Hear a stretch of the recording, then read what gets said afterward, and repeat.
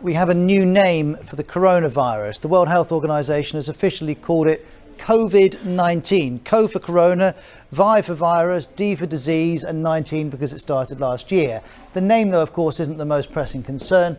On Monday in China, it suffered its highest number of deaths in one day. 103 people died just in Hubei province alone. The overall death toll in China is now over 1,000, and more than 40,000 people have been infected worldwide. If there's any encouraging news, what it comes in the form of this chart from the Chinese authorities, it shows that the rate of new infections has started to fall 20% day to day in the last 48 hours.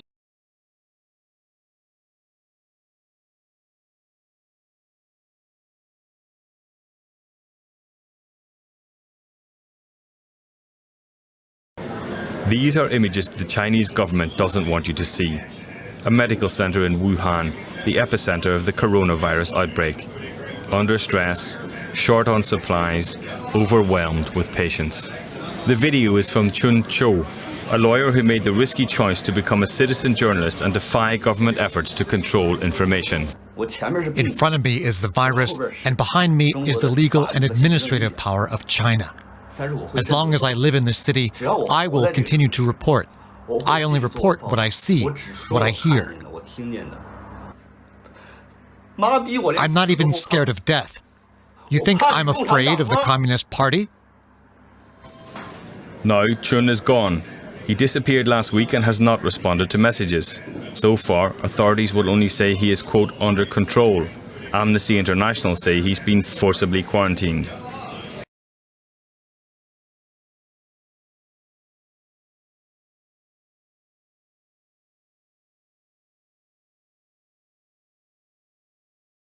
In a shocking reversal and highly unusual move, the Justice Department is backtracking its sentencing request for Roger Stone, the president's former informal advisor and longtime friend and confidant. This is according to a senior DOJ official.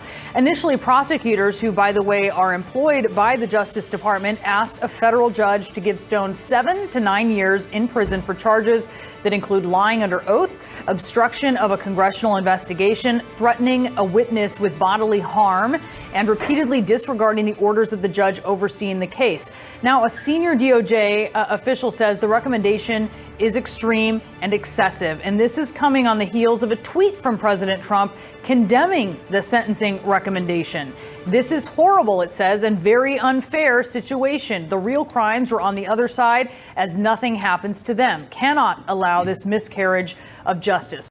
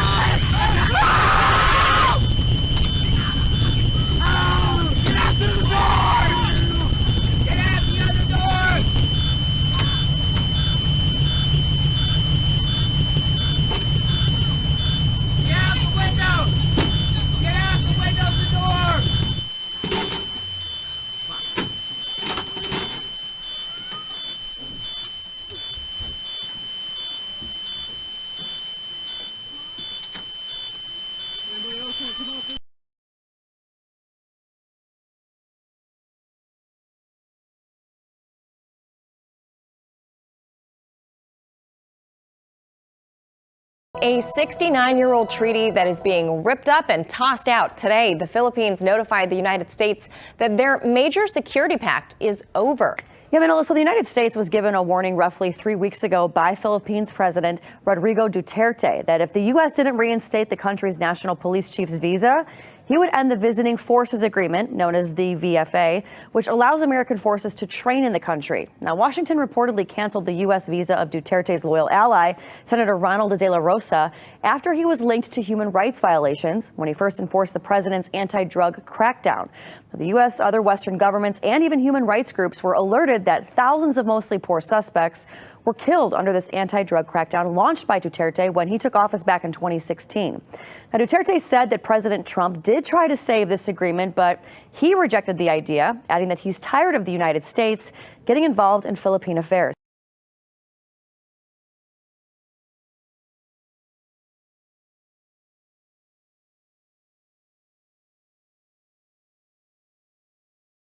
Sudan has said it will hand over the former president, Omar al-Bashir, to the International Criminal Court. Now, he's wanted for war crimes and crimes against humanity.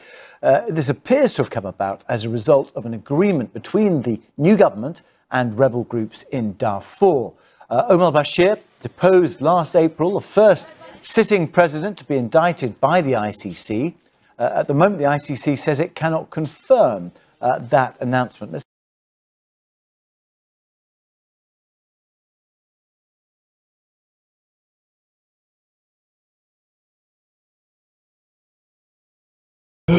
Celebrating Cameroon's youth with a parade for its aging leader.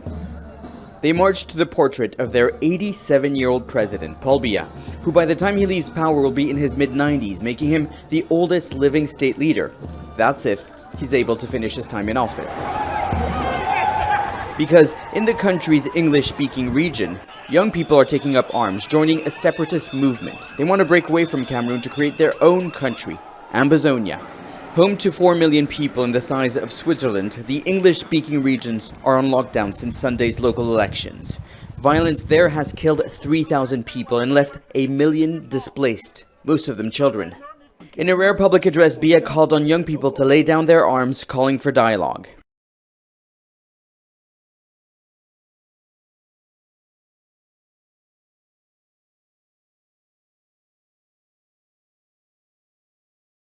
There seems to be no end in sight with Iraq's ongoing turmoil, which has resulted in a weak economy. One day after the United States granted that war-torn country sanctions waivers to continue importing energy from Iran, Baghdad is now trying to find other reliable partners in order to keep their economy going. There are new reports today that Russian oil and gas companies plan to invest some $20 billion into Iraq's energy industry. Manila, Russia has been actually making deals and building relationships in Iraq's energy industry for some time now, which had previously exceeded $10 billion. In fact, Russia's Lukoil and Gazprom entered the Iraqi Kurdistan energy market in 2012 when American companies began to lessen their presence in that region due to security concerns. Therefore, the Kurdistan regional government invited more Russian firms to fill that gap.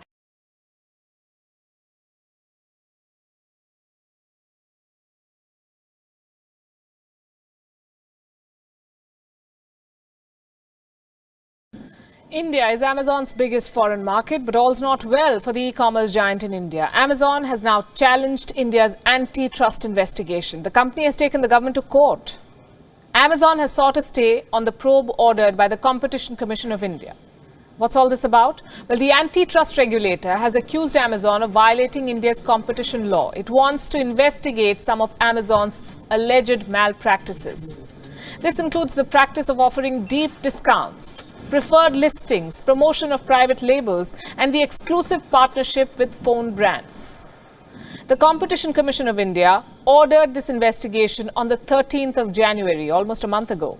This was a day before Amazon founder Jeff Bezos arrived in India.